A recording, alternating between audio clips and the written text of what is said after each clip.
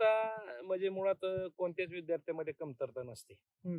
कारण आता मी अध्यापन करत असताना पाहतो, की विद्यार्थ्यांमध्ये इतक्या क्षमता आहेत, हं, हं. की त्या क्षमतांना खरं उतरणं आपण कमी पडतो विद्यार्थ्यांना देण्यामध्ये. हं, हं. कारण कुठलंही कार्य असो, शाळेतलं एखादा प्रोजेक्ट असेल किंवा एखादं काम करायचं असेल किंवा तर मुलं इतक्या वानरसेना म्हणतो ना आपण, वानरसेना तशा हां, हां, पद्धतीने हां. काम करून टाकतात. पालकांनी विद्यार्थ्यांकडं नियमित अभ्यास तो करतो का? हं. चिंतन मनन किंवा असं. आणि सगळ्यात महत्वाचं लहान मुलांपासून मोठ्या मुलं म्हणजे किशोरवयीन मुलांपर्यंत हं, हं. पालकांनी आपला मुलगा कुठं वाम मार्गाला किंवा वाईट मार्गाला जातोय का, जातोय. एवढं जरी पाहिलं हं, आणि हं. आपला मुलगा एक आदर्श आचरण जर करत असेल, व्यवस्थित वागत असेल, हं, हं. तर मुलगा वायपट जाणार नाही. तो शिक्षणामध्येच पुढे असावा असं नाही. तो जर हं, हं. उद्यमशील असेल तर तो वेगळ्या क्षेत्रामध्ये देखील करिअर घडू शकतो. परंतु तो त्याच्याकडे फक्त लक्ष देणं गरजेचं आहे आणि त्याला त्यानुसार आपण वागणं त्याच्याशी गरजेचं आहे. एक विचार देखील आपला आयुष्य बदलू शकतो. हा मी विचार आपल्या समोर एक सांगू इच्छितो. तुलना झालीच नाही पाहिजे, हं. परंतु तुलना केलीच जाते. हं, असं आहे. त्याचा मुलांवर वाईट परिणाम होतो. मुलांना नेहमी सकारात्मक बोला. मुलांना नेहमी पॉझिटिव्ह बोला. त्या जर दृष्टीने आपण वागलो तर मुलं देखील पॉझिटिव्ह विचार करतात बरोबर. आणि त्यानुसार ते वागायचा प्रयत्न करतात. शालेय परिपाठाचं मटेरियल म्हणजे संदर्भ ग्रंथ म्हणतो, की तो संदर्भ ग्रंथच उपलब्ध नव्हता. शालेय परिपाठ, त्यामुळे शालेय परिपाठाचा संदर्भ ग्रंथ किंवा सध्या जर आपण विचार केला तर शालेय परिपाठासाठी जर फलक लेखन करायचं असेल तर मोबाईल काढायचा किंवा इकडून तिकडून सर्च करायचं आणि लिहायचं. तर शाळेसाठी ते संदर्भ ग्रंथ म्हणून उपयोगी आहे. आणि एवढंच नाही तर ते शालेय परिपाठ नावाचं पुस्तक जे आहे ते प्रत्येक मुलासाठी उपयुक्त आहे. प्रत्येक मुलांजवळ असणं गरजेचं आहे. आणि मी माझ्या स्वतःचा अनुभव सांगतो. माझ्या शाळेतील मुलांना मी पुस्तकं दिली तर ते इतका त्याचा अभ्यास करतात की इतका परिणाम त्यांच्यावर झाला की सखोल ज्ञान त्यांना, जनरल नॉलेजचे कुठलेही प्रश्न विचारले तर ते उलट पेक्षा जास्त म्हणजे जे त्याचा संदर्भ घेऊन इतर अवांतर वाचनाकडे देखील मुलं वळली आणि त्या दृष्टीने ते विचार करू लागली.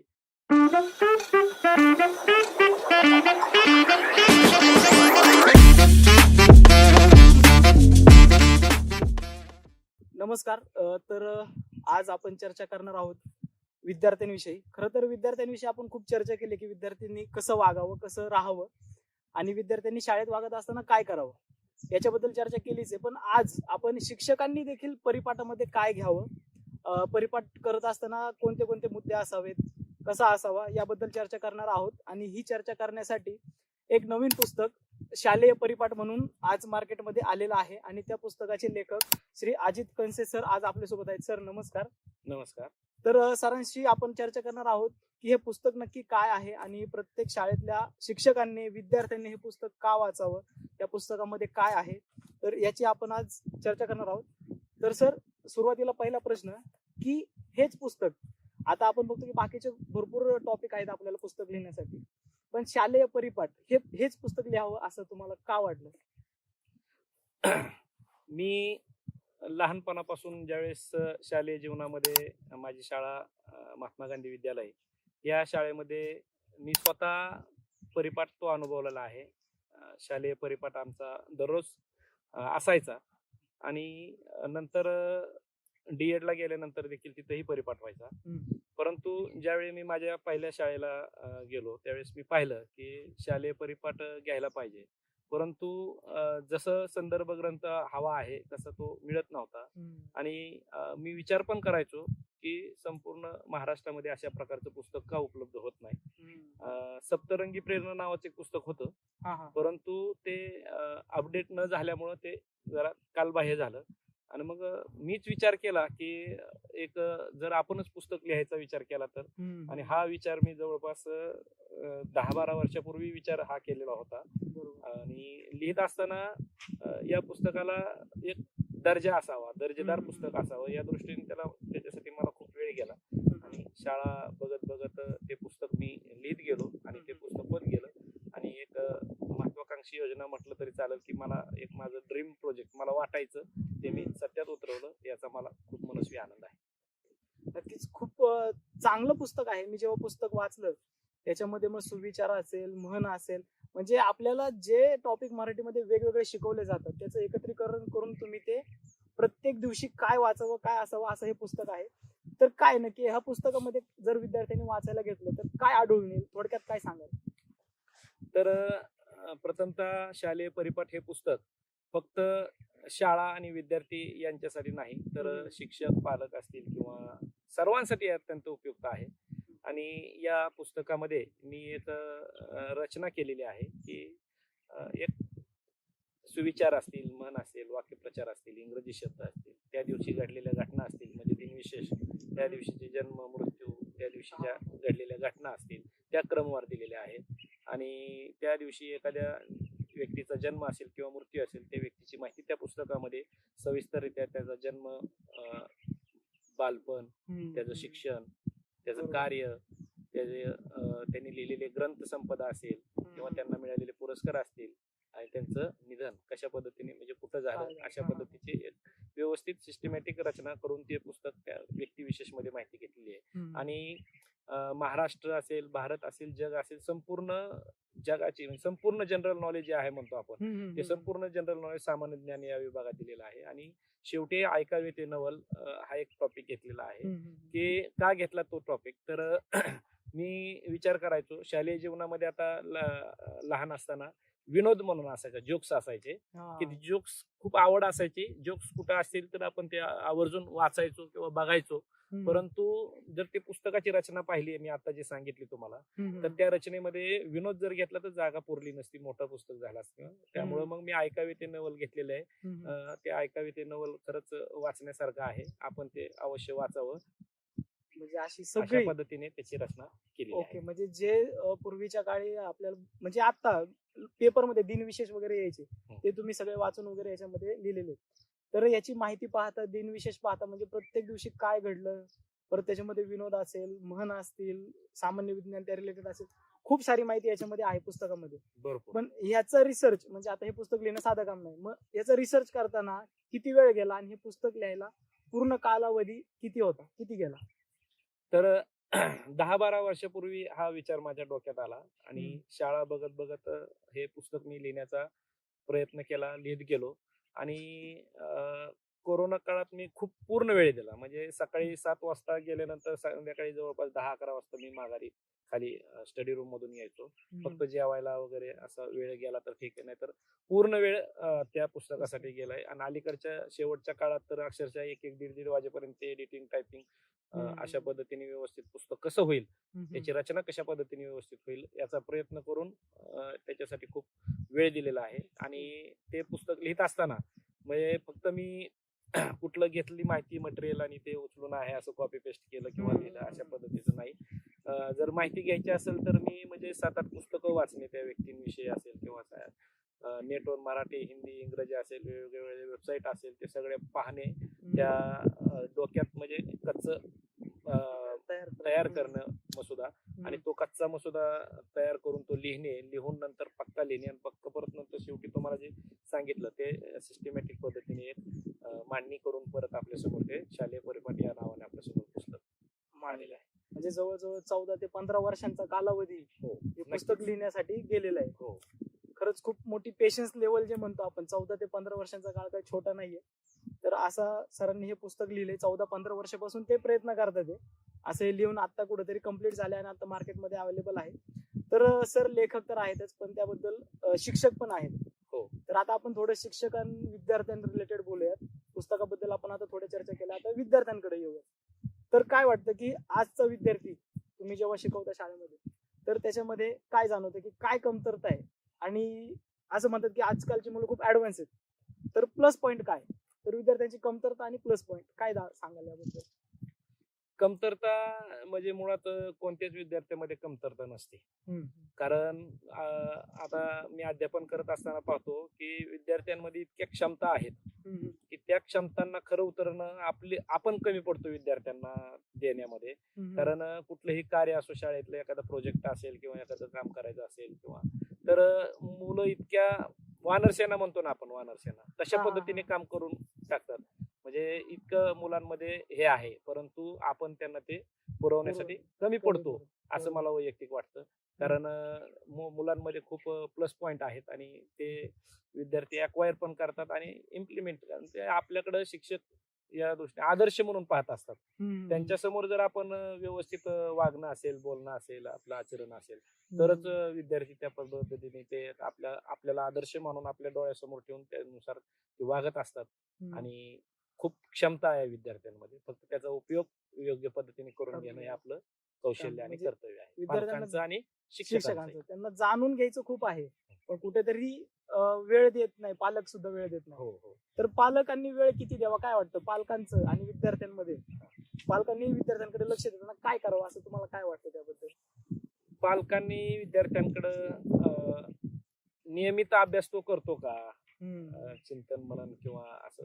आणि सगळ्यात महत्वाचं लहान मुलांपासून मोठ्या मुलं म्हणजे किशोरवयीन मुलांपर्यंत पालकांनी आपला मुलगा कुठं वाम मार्गाला किंवा वाईट मार्गाला जातोय का एवढं जरी पाहिलं आणि आपला मुलगा एक आदर्श आचरण जर करत असेल, व्यवस्थित वागत असेल, तर मुलगा वायपट जाणार नाही. तो शिक्षणामध्येच पुढे असावा असं नाही. तो जर उद्यमशील असेल तर तो वेगळ्या क्षेत्रामध्ये देखील करिअर घडू शकतो.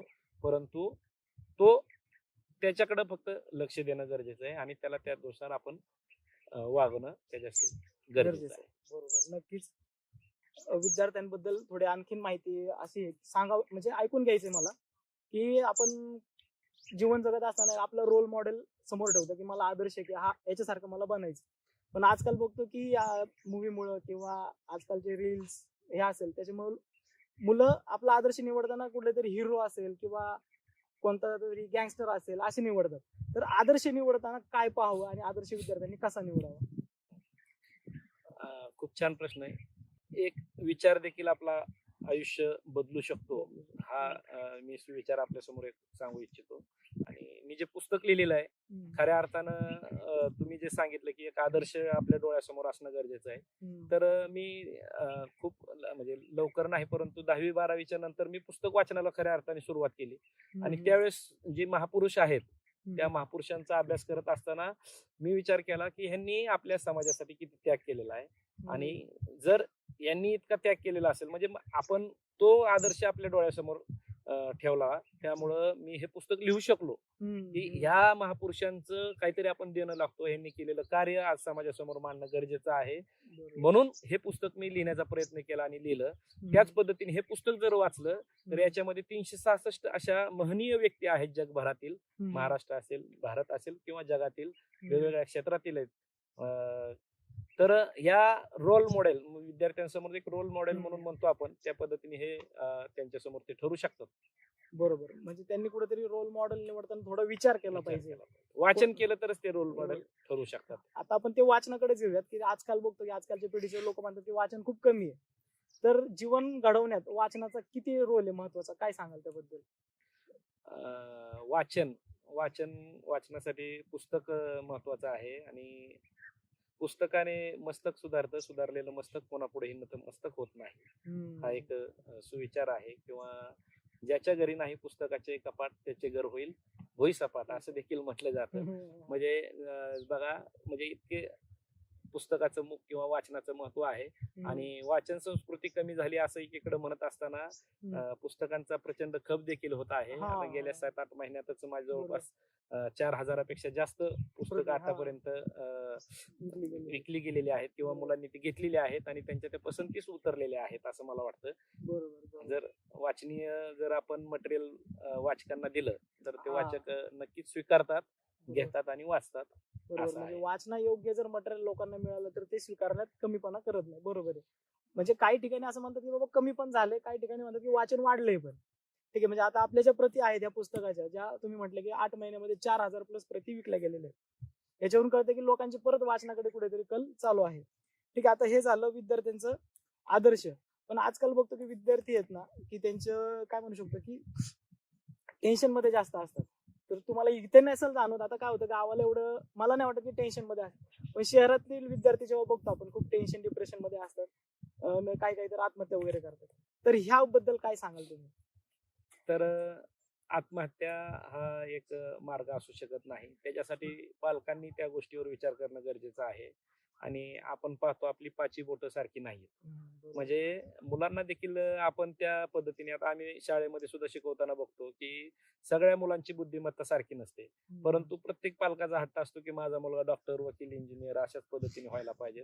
तर तो हट्ट न करता त्या मुलाचा ओढा कुठं आहे किंवा त्या मुलाची कॅपॅसिटी किती आहे हे पाहायला पाहिजे. त्यानुसार त्या मुलाला आपण अपेक्षा मुलांकडनं ठेवल्या पाहिजेत किंवा त्यानुसार आपण त्या मुलाला त्या करिअरकडे वळवलं पाहिजे. तर ह्या गोष्टी घडणार नाहीत. मुलांना एक मित्र म्हणून आपण जर वागवलं तर नक्कीच मुलं आपल्याशी पण बोलतील, सांगतील आणि त्यानुसार ह्या ज्या आत्महत्या आहेत मुलांच्या त्या 100% कमी होतील. आता हाच की मला ह्याच्याच अनुसरून एक असा प्रश्न आहे की पालकांसाठी येतो की आपण बघतो की एखाद्याचा वडील किंवा आई म्हणतात की तो बघ तो किती अभ्यास करतोय, तो कसा शिकतोय, त्याच्यासारखे मार्क पाड, हे कुठेतरी कंपॅरिझन करतात किंवा तुलना करतात. तर हे करणं कितपत योग्य आहे? तुम्हाला काय वाटतं? तुलना झालीच नाही पाहिजे, परंतु तुलना केलीच जाते. असं आहे. त्याचा मुलांवर वाईट परिणाम होतो. मुलांना नेहमी सकारात्मक बोला, मुलांना नेहमी पॉझिटिव्ह बोला. त्या जर दृष्टीने आपण वागलो तर मुलं देखील पॉझिटिव्ह विचार करतात बरोबर आणि त्यानुसार ते वागायचा प्रयत्न करत असतात. बरोबर. म्हणजे कुठेतरी कंपॅरिझन देखील पालकांनी नाही केली नाही पाहिजे. केलं पाहिजे. बरोबर. ठीक आहे. आता हे झालं पालक विद्यार्थी याच्याबद्दल बोललो. आता आपण परत पुस्तकाकडे येऊयात. तर ह्या पुस्तकाचा फायदा विद्यार्थ्यांना, शाळेंना किंवा जे स्पर्धा परीक्षेची तयारी करतात त्यांना कसा होईल याबद्दल सांगा. आता मी सांगितलं की शालेय परिपाठ घेत असताना सुरुवातीला की हे शालेय परिपाठाचं मटेरियल म्हणजे संदर्भ ग्रंथ म्हणतो की तो संदर्भ ग्रंथच उपलब्ध नव्हता.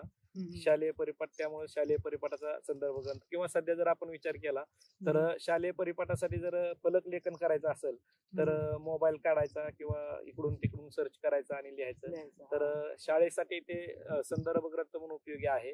आणि एवढंच नाही तर ते शालेय परिपाठ नावाचं पुस्तक जे आहे ते प्रत्येक मुलासाठी उपयुक्त आहे. प्रत्येक मुलांजवळ असणं गरजेचं आहे. आणि मी माझ्या स्वतःचा अनुभव सांगतो. माझ्या शाळेतील मुलांना मी पुस्तकं दिली तर ते इतका त्याचा अभ्यास करतात की इतका परिणाम त्यांच्यावर झाला की सखोल ज्ञान, त्यांना जनरल नॉलेजचे कुठलेही प्रश्न विचारले तर ते उलट पेक्षा जास्त म्हणजे जे त्याचा संदर्भ घेऊन इतर अवांतर वाचनाकडे देखील मुलं वळली आणि त्या दृष्टीने ते विचार करू लागली. म्हणजे शाळेसाठी उपयुक्त आहे, मुलांसाठी उपयुक्त आहे आणि पालकांसाठी देखील संदर्भासाठी. जर समजा मुलांना भाषणाची तयारी करायची असेल तर पालकांना प्रश्न पडतो मी भाषण कुठनं लिहून देऊ. बरोबर. तर प्रत्येक महापुरुषांची किंवा प्रत्येक व्यक्तींची माहिती त्या पुस्तकामध्ये आहे. म्हणजे तो प्रश्न देखील पालकांचा हे होतोय. आणि शिक्षकांजवळ तर विषयच नाही, कारण शिक्षकांना जरी असलं, शिक्षकांजवळ माहिती जरी असली तरी शिक्षकांजवळ देखील संदर्भ ग्रंथ म्हणून हे पुस्तक असणं गरजेचं आहे. आणि जी मुलं सध्या स्पर्धा परीक्षेचा अभ्यास करतायत तर सामान्य ज्ञान म्हणतो किंवा जनरल नॉलेज त्या पुस्तकामध्ये खूप ठासून भरलेलं आहे. तुम्ही जर ते पुस्तक पाहिलं तर नक्कीच तुम्हाला त्याची प्रचिती येईल. नक्कीच हे पुस्तक सगळ्यांनी पहा, मागवा. तर तेच की आता जर एखाद्याला पुस्तक मागवायचे, आपण हे पुस्तक ऑल ओव्हर महाराष्ट्र, इंडिया सगळीकडे प्रोव्हाइड करतो. संपूर्ण जिल्ह्यांमध्ये आतापर्यंत हे पुस्तक गेलेलं आहे. भरपूर या पुस्तकाला मागणी आहे. आणि शाळा सुरू झाल्यानंतर तर त्याचा खप प्रचंड वाढतो. आणि हे पुस्तक मी स्वतः वितरित करतो. विक्रेते आहेत किंवा Amazonवर सुद्धा तुम्हाला ते पुस्तक उपलब्ध होऊ शकतंय. आणि जास्त प्रती जर घेतल्या तर तुम्हाला ते भरपूर जास्त सवलत तुम्हाला त्या पुस्तकावर मिळू शकते. तर हे पुस्तक जे आहे शालेय परिपाठ हे पुस्तक जर कोणाला पाहिजे असेल तर स्क्रीनवरती नंबर असेल त्याच्यावरती संपर्क करा. डिस्क्रिप्शन मध्ये मी लिंक देईल. Amazonची जी लिंक आहे ती मी डिस्क्रिप्शन मध्ये देईल. तिथून तुम्ही ते पुस्तक मागवू शकता. ज्या शाळांना विद्यार्थ्यांना घ्यायचं ते तिथे जाऊन घेऊ शकता. ठीक आहे सर, आता आपलं पॉडकास्टच्या थोडं शेवटाकडे येऊयात. शेवटचा प्रश्न जो माझ्या प्रत्येक पॉडकास्ट मध्ये असतो की आजकालची पिढी जी आहे, तरुण पिढी आपण म्हणतो की ती भरकटत चालली. तर ह्या तरुणांसाठी एक तुमच्याकडून काय सल्ला जाईल की तुम्ही कसं वागलं पाहिजे?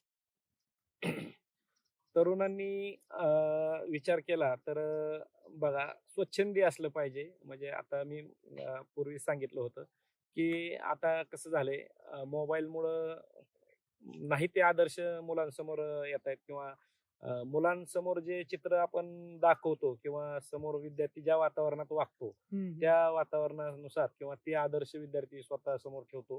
तर तसं न करता पालकांनी देखील एक चांगले आदर्श विद्यार्थ्यांसमोर उभा करायला पाहिजेत किंवा ते तसं चित्र निर्माण व्हायला पाहिजे. तसं वातावरण जर झालं तर नक्कीच एक आदर्श विद्यार्थी हा आपल्या देशाचं भवितव्य ठरू शकतं आणि आपला देश उज्ज्वल होण्यासाठी त्या तरुणांचा उपयोग होऊ होऊ शकतो.